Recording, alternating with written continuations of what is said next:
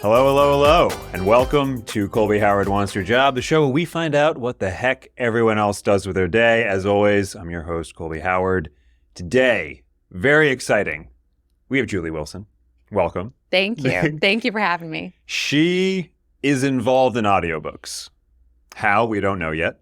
We will find out. But, as I was saying before, just like with Patrick, who we had on, who is a Netflix producer, we see the end product. We have no idea how it's made. And the best ones probably had a ton of work done.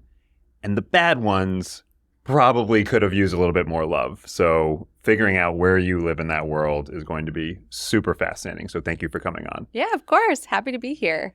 So first off, Harry Potter audiobooks, which my wife continues to listen to this day over and over again. Same. Which is your narrator?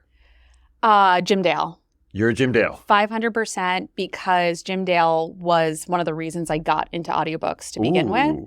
So I started my career at Random House, which then became Penguin Random House. And at the time, I was offered an internship in either contracts or audiobooks. And I was like, well, contract sounds hella boring. That sounds really bad. I got to go with audiobooks. And partially because we were producing, I think, Harry Potter 7, maybe Harry Potter 5 or 6 back then. And we had a giant stand-up cutout of Jim Dale that when you would enter the office, you would push a button and he would say some whimsical phrase about welcome to the wonderful world of audiobooks. Hooray! Hey!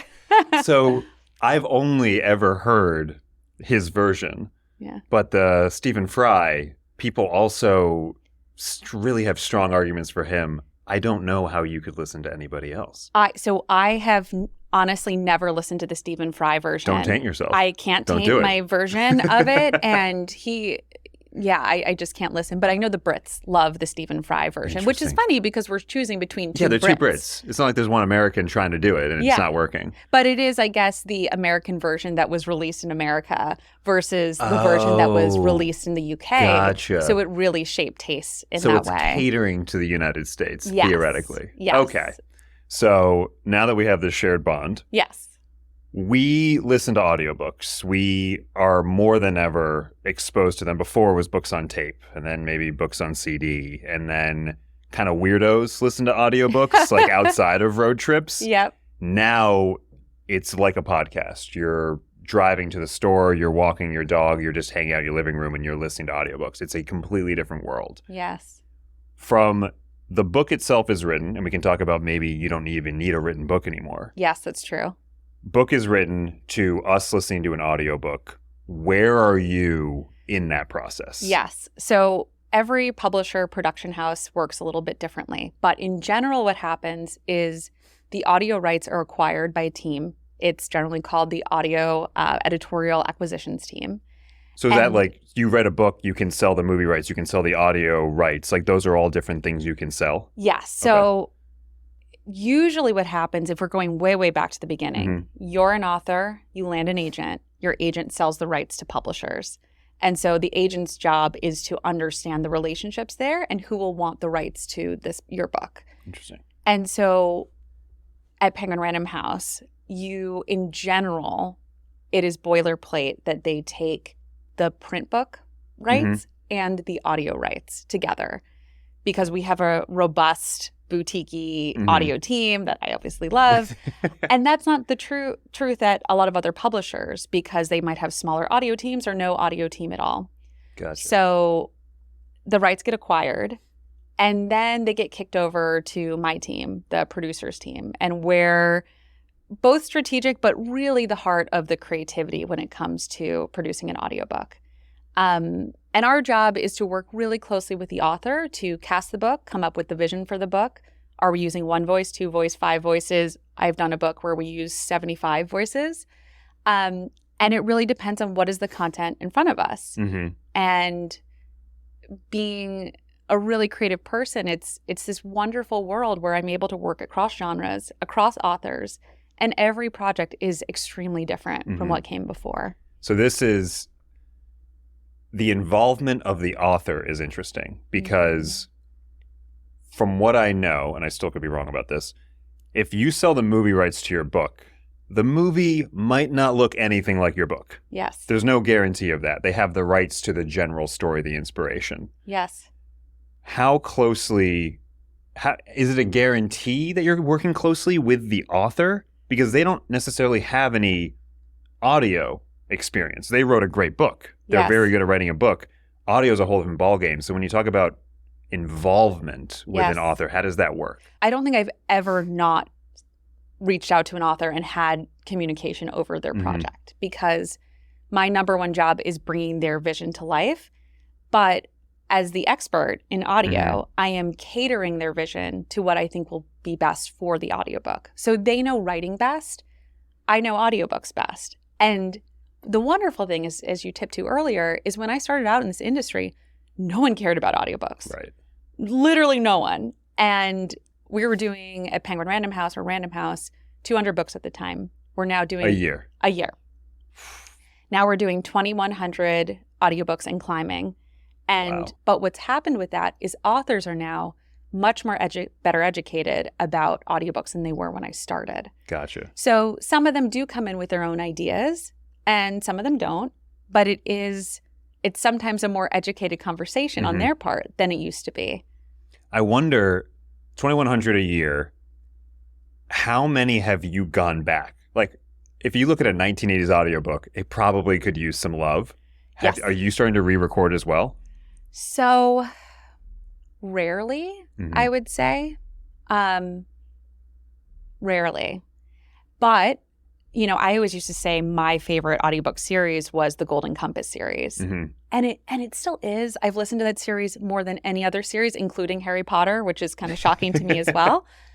And it's a full cast recording featuring these amazing actors. And that was my favorite audiobook because of the story and because of the production. But I think the last book was produced in like 2007. It's almost Lots 20 happened. years. A Lot lot's has happened. Audio has changed. Mhm. And so when you listen back to those books, I have a hard time listening back to books that were recorded in that time, because it just doesn't sound like what our expectations are now. Interesting. Yeah. With the casting, we were driving down to Florida a couple weeks ago.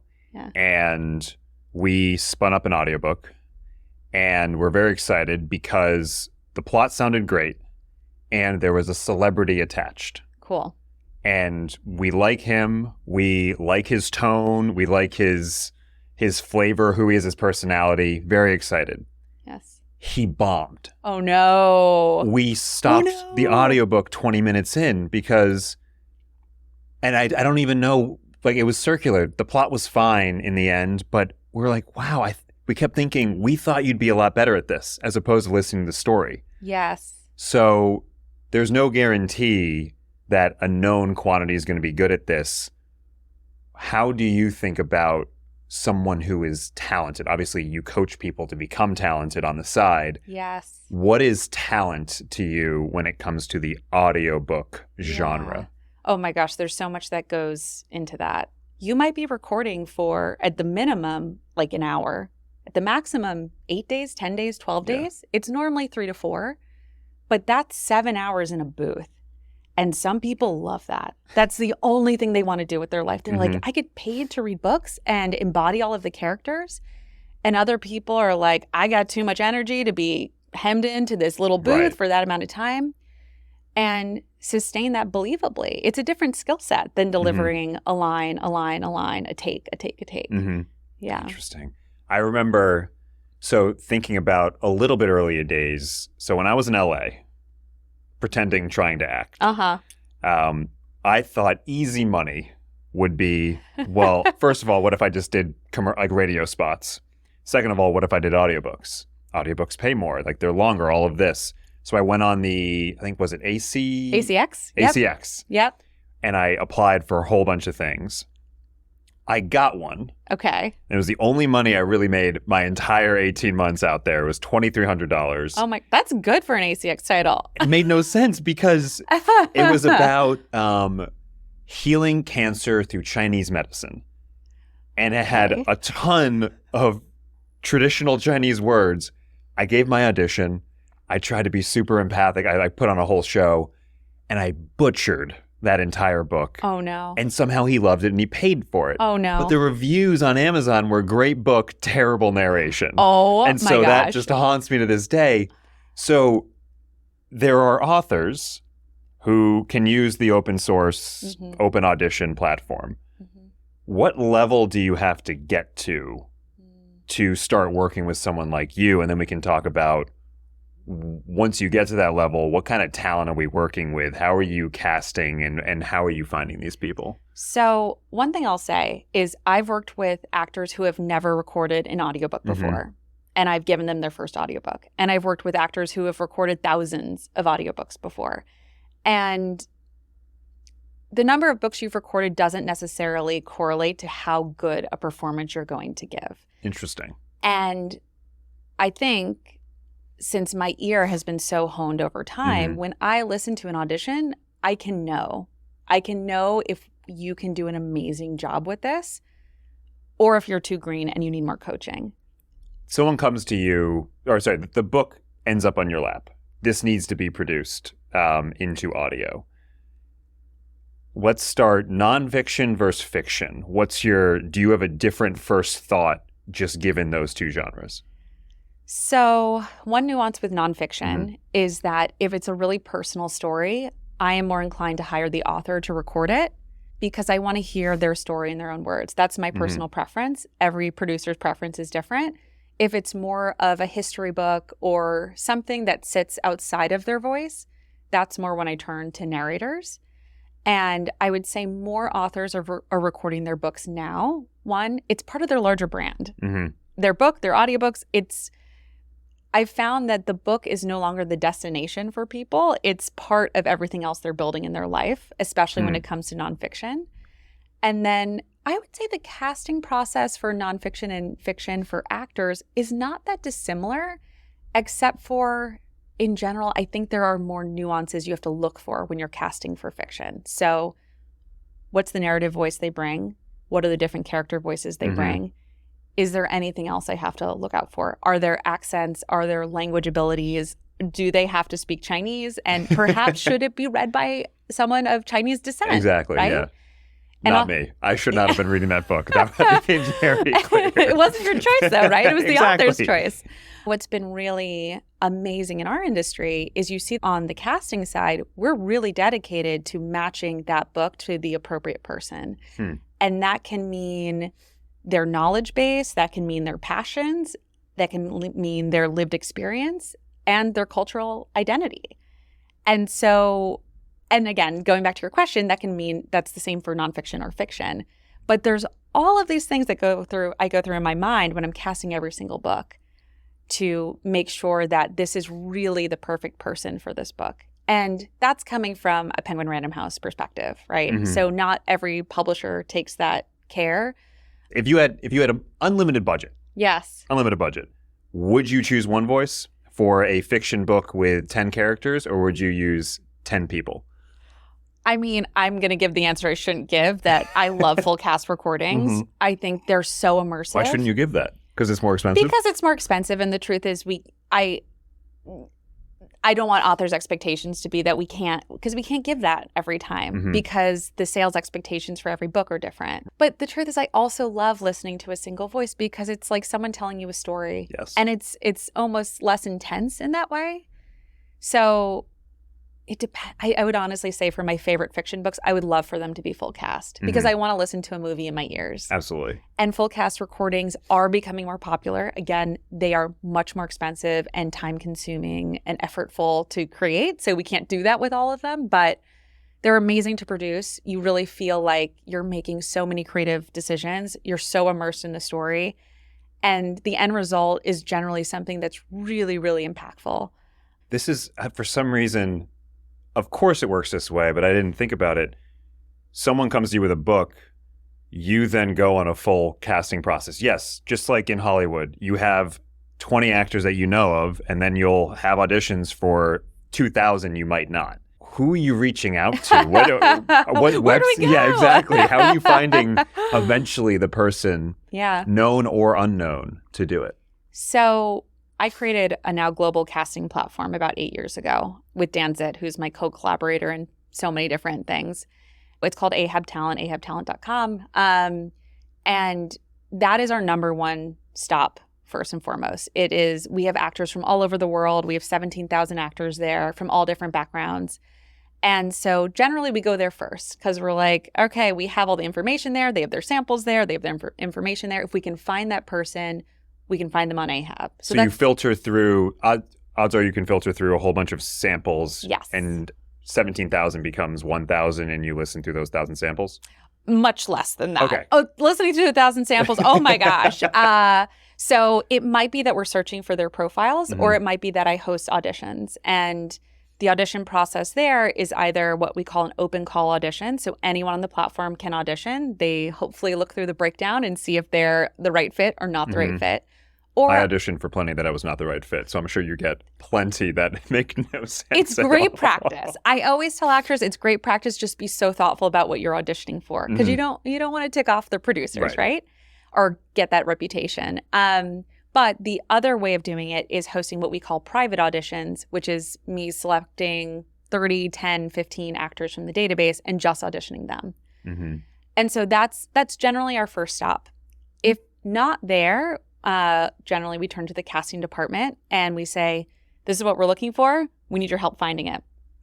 And their job is to go out to agents and Google and find people that fit that description. Generally, for those trickier casting jobs, it's an amalgamation of Ahab Talent, agents, Google searches, and also paying fellow producers. I'm looking for this. I can't find it. Do you have anyone in mind? Interesting. We have a casting chat. It's like our Slack channel, basically, that usually every day someone posts something being like, I don't know, I need this. How do I find it? And we all help each other. What has to happen for an A-list actor to come on board? And is that usually them coming to you, them coming through the author, or you going out to them? All of those. So generally, we have to believe this is going to sell a lot of copies because we have to make up what we've paid them. And I'd say sometimes if it's an author who has a personal relationship with the celebrity who is also right for the book, because if they aren't right for the book, as a producer, I'll try to argue, I don't know, it's the perspective of a 12-year-old girl. This is a 50-year-old man. Like, maybe we shouldn't. What do you think? And this is tricky. And that's also like not an outlandish situation. That's like happened before. But sometimes if the author has a personal relationship, we might be able to get a very visible celebrity for much less expensive because they're doing it as a favor to a friend. Other times we talk to agents and they say, listen, this person loves Anne of Green Gables. If you produce a production of Anne of Green Gables, like they would love to voice it. Or this person loves this famous author. If you ever are producing a book of theirs, they would love to be considered. And so we keep that in our back pocket because, again, they might be more accessible to us with their time and financially, perhaps. And then, of course, there are celebrities that read their own books. That's kind of folded into the initial contract. Yeah. So going back to that example, and again, won't name names, of the guy who just botched this, well-known actor, and just botched it. What are things that could have gone wrong there? From the casting process to the production? I'm trying to figure out how it got that far. Well, most likely, if it was such a visible actor, they did not audition for this book, right? They were just happy they got the name and they moved forward. They probably didn't audition. I don't think I've ever auditioned a celebrity for a book because celebrities, once they get to that level, they don't tend to audition for roles. Right.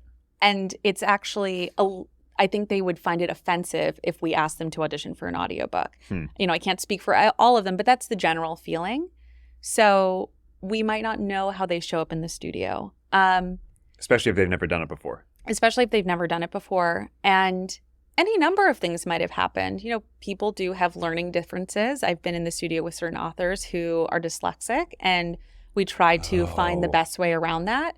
But some of those learning differences don't come out in their other work, but it comes out in long-form content because they have to be reading and bringing their full self to it. They can memorize lines. Yes. They now have to read it word for word. Yes. Oh, interesting. I don't know if that was the case with them, But that is an option. And then it comes down to it just being a different medium. And maybe it's just not something they connect to.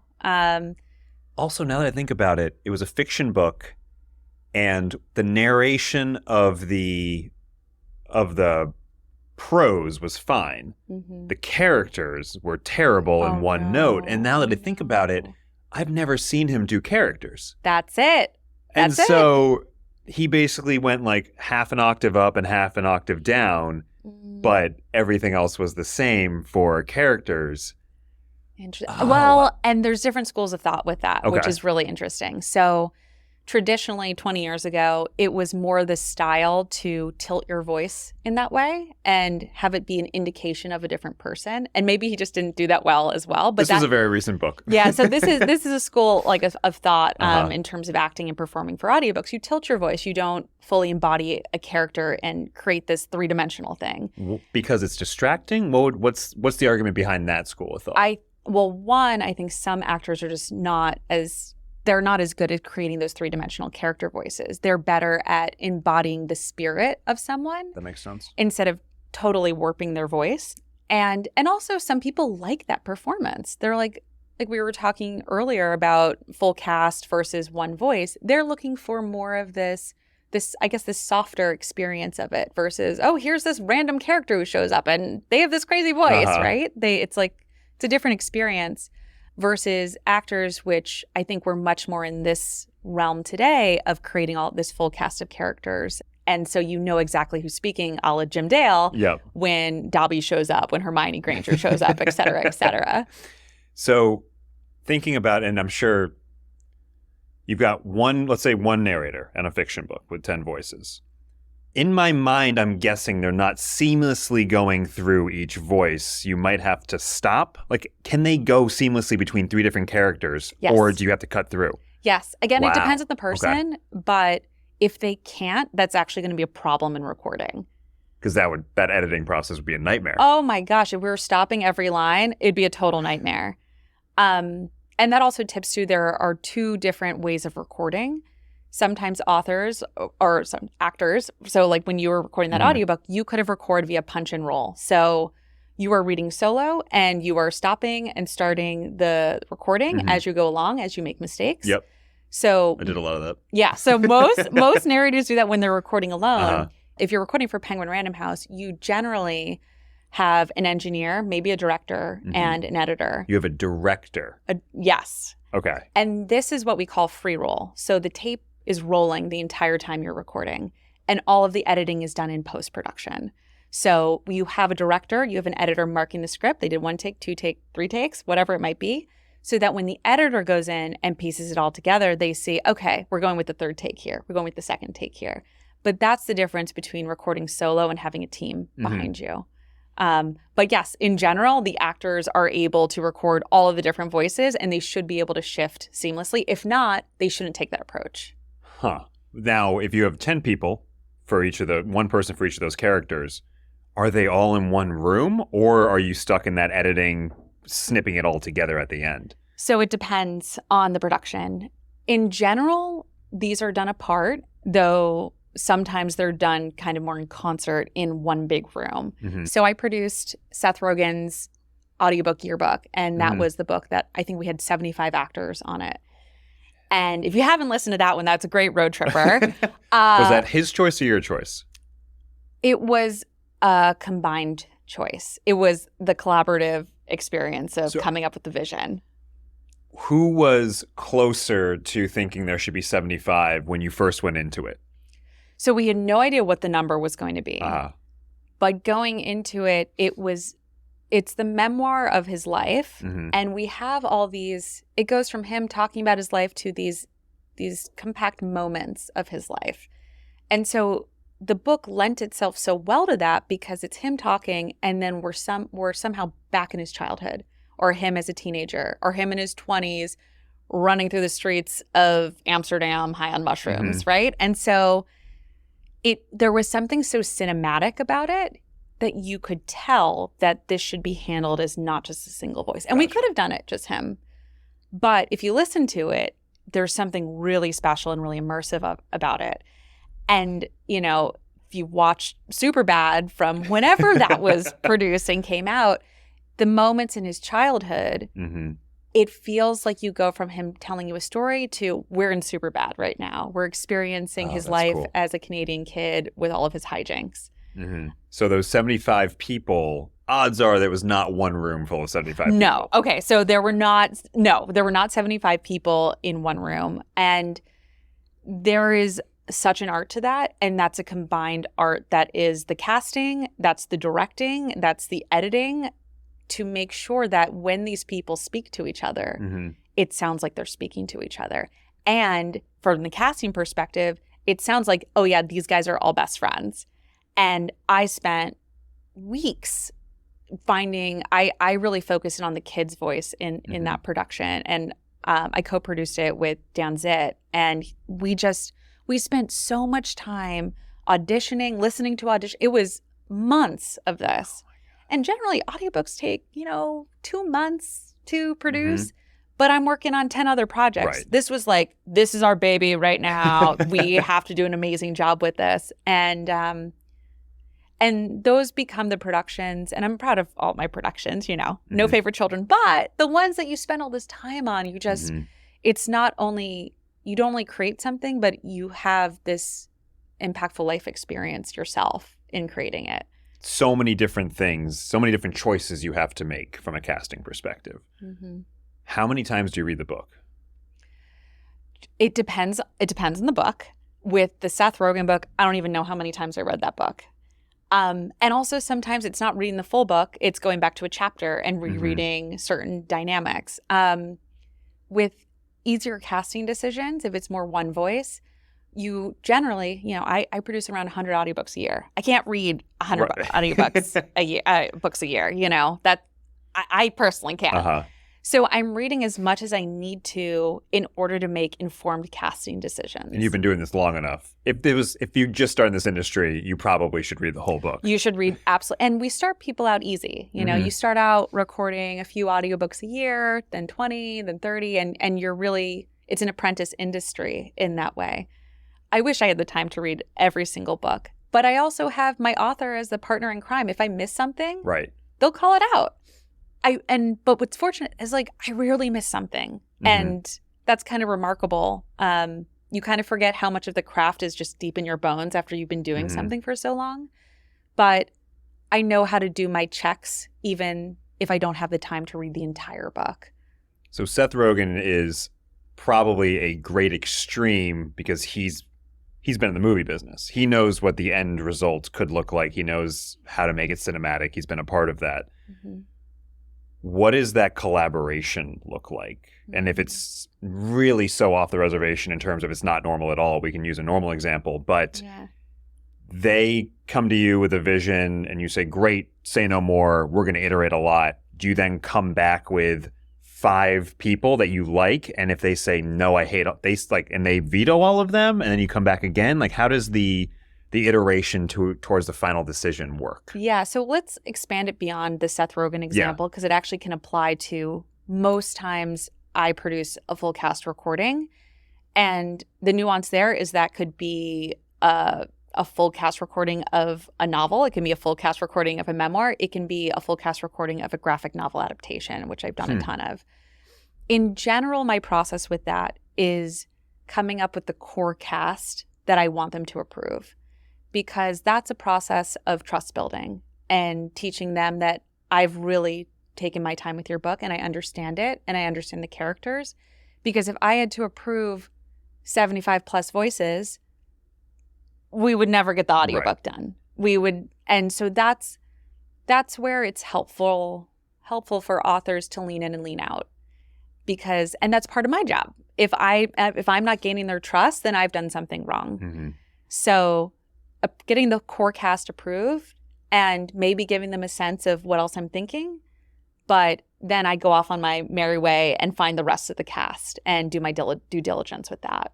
Audiobooks are now being created natively without an original book to go off of. These are now their own beasts. Graphic novels, there's sound effects. It's a mini audio movie. Yep. Is that where you think these are going? So I don't think it's hard to imagine a world where every audiobook is done that Right. way. But there has been a huge surge in them because people like them. Mhm. And they're just this wonderful experience. So there are definitely more of them being done today. You start to see, I think, what is it? Amazon has started to use some celebrities to create audiobook series that don't have an original book. Yes. What's your view on what that is, where that came from? Is that like a thing that's being tried out and it's like, well, you actually need the source material and there are writers for a reason? How is this whole part of the industry playing out? It's a magic formula and one that you're also making a big bet on simultaneously. So like even if you have the magic formula, doesn't mean it's going to work. But you have to have a really good script. You have to have a really good supporting cast. And generally it helps to have a celebrity name attached to it because people recognize it. Mhm. And especially if that's a beloved celebrity, they want to see what they've done. One of my favorite series that Audible did that I talk about all the time is called Letters from Camp. Mhm. And for anyone who's gone to camp, this is like, I think this will embody your camp experience. I immersed myself in this series and then ended up going to camp reunion. And I was like, I am fully back. I'm a 12-year-old right now. But there were so many celebrities attached to that. Harry Potter, Daniel Radcliffe was in it. There were so many others too. But it was fully sound designed. I think it was done with Dolby Atmos. I think that one was. And that's another thing that there's a lot of experimentation happening with Dolby because it takes the full cast experience and it makes it truly surround sound. And so That's you cool. hear when someone's over there, or you hear when someone's over here, or like right present That's a with ton you. of work. Ton of work, very expensive. So again, like of course, yeah, I would love every full cast done in this way, but at the moment, it's very price prohibitive. So yes, lots of experimentation, but it has to be, and you have to have the budget for it, and you have to have the vision for it, and you have to get the buy-in of whoever the powers may be at your company to get that done. What, in a perfect world, would a print book come out simultaneously with an audiobook, or you print book, verify that it's popular, and then do the audiobook? It is very rare that we'll release an audiobook, what we call non-simul, so not on the on-sale date as the print book, because that's the big push. Got it. Why waste that marketing effort? Why waste that, right? And so it's also, you put out the book and people want to go to the audiobook and there's nothing to get. So we are generally like rarely not simul. But then self-published, that needs to get to a certain level of popularity before it makes sense for the production quality of you guys to come in, right? It needs to cross some sort of threshold. So I'd say for Penguin Random House, we're one of the companies that will buy the audio rights to books that we don't have the print version for. But there are a lot of other companies that won't because they just don't have the bandwidth. For us, yeah, I mean, I didn't produce it, but we did E.L. James's audiobook, 50 Shades of Grey. And I'm sure there are other examples of that happening, but that's like the unicorn. Like, Right. honestly, I think there's a million reasons to self-publish your own book and create your own audiobook. That it just has to be a real magical moment in time for that to actually happen. But I would encourage anybody who is self-publishing their book to allow for the time and budget to create the audiobook and release it simultaneously. Again, I think this comes from a lack of knowledge of how this all works. But if you're putting in the effort to release that book, you are ready. You should have that other version out there. And it does cost money. It does. What's magnitude-wise? Yeah. Self-published, first-time author. Yeah. What's the cheapest? Is it, let's just do this. Is it 5,000? Is it 50,000? Is it 500,000? Oh, no. It's much closer to 5,000. Okay. And, I think it's worth it. Some people don't have that budget. Some people don't. So you have to know what's worth it to you. But I would say it's probably better to wait.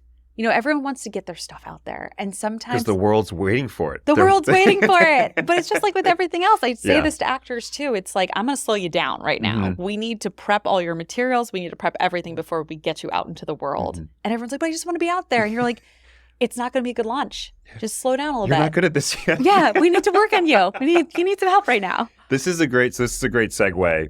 You've built a business, The Articulate Coach. as one should build a business, off the expertise you've built in the audiobook business. Yeah. You are on the other side, and now you get to help people navigate, be good enough, get good enough, and then navigate the industry from an actor's perspective. Is that a fair way of? Yes. When you are sitting down with a aspiring actor, you've seen the 17,000 people that are on the Ahab platform. You know good, you know bad. Yes. How do you think about someone who's coming in raw and getting them potentially to maybe in the top 5 of a top 5 book? Yeah. That's the dream, right? For them. So I'd say that I work with actors, everyone from they've never recorded an audiobook before and someone who's done thousands of audiobooks, are award winners, some of the most recognizable people in the industry. So it's not always just starting with people that are in the very, very beginning. But I'm very aware, having lived my life as a creative, that I don't want to squash anyone's dreams when they are just beginning. They're green. Like that, I see it as my job to be the support for them. If they've chosen to invest in this, invest in coaching, put their hard-earned dollars towards this, I am there to bring them to whatever the next level is for them. And I feel like I light up with the Articulate Coach because it has become such a way for me to self-actualize. And I've already been doing that in my core career. My parents are both therapists. My dad was an actor on Broadway when I was a little kid. I grew up in an artistic housing complex surrounded by actors, writers, directors, all these people. Amazing. And the Articulate Coach is really a way for me to almost metaphorically support this larger community that I've been raised with and my family, and help them from both a performance perspective and a business perspective. It's like 50-50, and depending on the person, they might need more business perspective and more performance perspective. But at least the feedback I've gotten from everyone in the industry is that is the real unique thing that I bring as a coach. A lot of coaches in the industry come from an acting background and they're incredibly talented, and I'll refer out clients to them for certain reasons. But I'm going to look at you in terms of how are you financially supporting yourself, and also how do we improve your performance, and how do we apply strategy to everything. And what I've learned is these are the things that actors don't want to do. They want to be in the booth. They want to be creating characters. They want to be doing whatever their heart song is. And I can be their partner in crime and their buddy and make it fun to do all of the other stuff that feels ancillary to their career, but is also encouraging them to take ownership of they are business owners. They need healthcare. They need income coming in. If this is your full time and you haven't made it yet, then you start hanging on way too tight. Yes. So that's, there was a moment near the end of my time in LA. I hadn't made any money.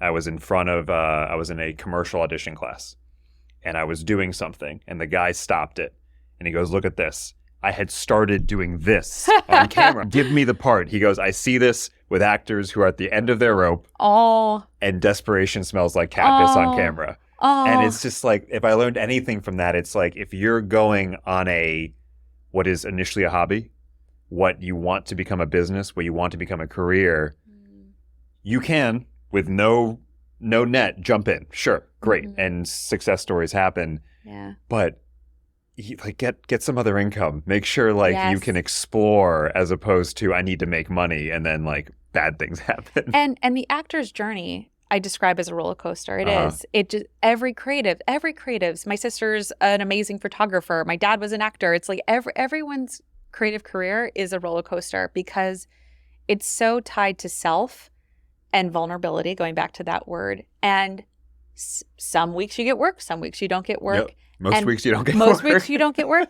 And it's always the fear that I'm never going to work again. Yeah. And from talking to very visible celebrities, they also have those fears. Everyone has those fears. So if we can narrow those ups and downs financially, I think that's really helpful. So I'm very encouraging of day jobs, side jobs. And it can also just be you have a diverse voiceover career. You work in commercials, animation, video game stage. And what I love as the Articulate Coach is I bob and weave with them. I have a program in mind, but I show up to every session nimble to work with whatever their individual circumstances. And that's really fun for me. I will tell you the thing that makes my world every year. I get these handwritten notes from former clients or current clients who tell me how much I've helped them. And I am helping these people who have shut down parts of their identity, cultural identity, lived experience, and telling them it's okay to be them. And that's part of the whole process here. It's like, wait, what is that thing you kind of mentioned? They're like, oh, it's nothing. And we're like, can we look at that a little bit? And that's what makes them stand out. And that's what could inevitably get them the role. Yeah. And lets them sink further into their authenticity and their vulnerability, both in their art and in their life. And it's like, whoa, like it's that. Amazing. Oh my God, I get chills just thinking about it. But that happens, honestly, pretty frequently in the work I'm doing as the articulate coach. And it was something I never could have predicted with that work. So, final question. Can you objectively listen to audiobooks? Are you able, every pop, every bad voice, and you're like, oh, I really just want to sink into this and luxuriate in this book, but you can't turn it off. The truth is there's so many well-produced audiobooks out there. For any book that is well-produced, well-cast, and the sound design is done well, which is honestly most audiobooks that I listen to, like we were tipping to earlier. If it's poor casting, I'll return the book immediately. I just won't listen. I can't. Yeah. You'll know pretty soon, right? Yeah. So, but I can listen, and I listen to podcasts, I listen to audiobooks, I listen all the time. And I listen to a lot of my colleagues' books too. And it's funny when I tell them, oh, I'm listening to that book you produced. They're like, why? And I'm like, that's well, work. It was amazing. it was something I was really interested and engaged by. But I think that's an interesting thing too. I often listen to other people's books versus the ones I produce because I think I've already done it. I've already been there. Yeah. Well, Julie, this has been amazing. What I love about this is voice feels so easy. John Hamm and Mercedes, like, yeah, it's John Hamm. Like, he just mints $1 million by talking for a few seconds.